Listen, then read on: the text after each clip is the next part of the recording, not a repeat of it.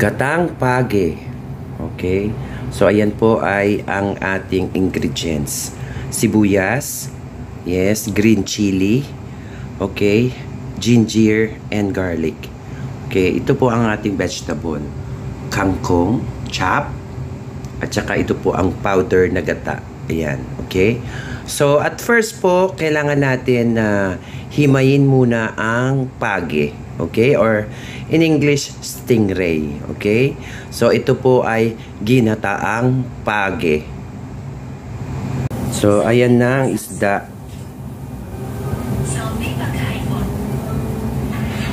Ayan na ang page. So, ayan po, nahimay ko na ang page. At yes, maggigisa na po tayo. So, ayan. Lagyan muna natin ng mantika. Okay. So, ayan. Nilagyan na ng mantika.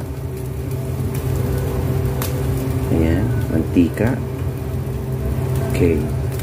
Tapos, yes, ilalagay na natin ang mga ricado. Okay. Start muna ang sibuyas.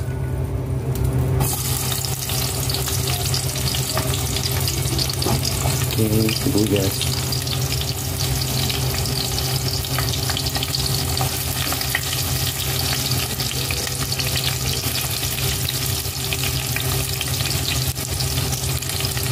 Ayan. Tapos haluin.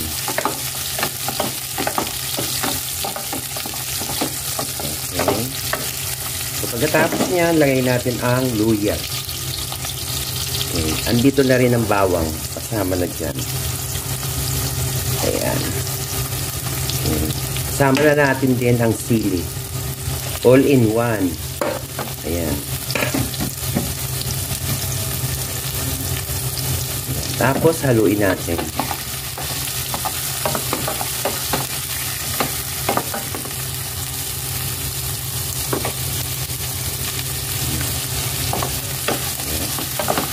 Haluin.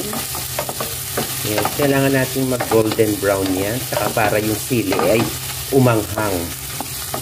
Okay. So, ayan. Okay. Set aside. Okay. So, ngayon, lalagay na natin ang page na isda. Okay. So, page, lagay natin. Kamayin. Okay.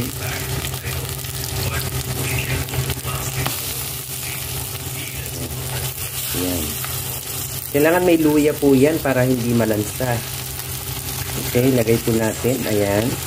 Yan po ay hinimay. Para masarap, himayin po natin. Okay. Ito po ay isang kilo at kalahati. Ayan. Okay. Ayan po, 1 kilo at kalahati yan na page. Okay. So, ito naman po ay powder. Yeah, powder coconut ito. Okay. So, ayan po, lalagyan po natin ng tubig. Kailangan po hot water. Ayan, para yan po ay magising. Okay, so kailangan po lagyan ng, ayan, lagyan po ng hot water. Tapos po, mix. Okay, mix para maging gatas. Ayan, parang gatas lang. Pero yan ay coconut milk in powder. Para more thicker. Okay. Ayan. Ayan, mix. Ayan. So, dagdagan pa po natin. Ayan. Yan po ay 3 cups of water. Okay? So, ayan. Okay, ito naman po ay malunggay. Okay? So, ilalagay po natin itong malunggay doon. Okay? So, ayan po. Dahon na malunggay.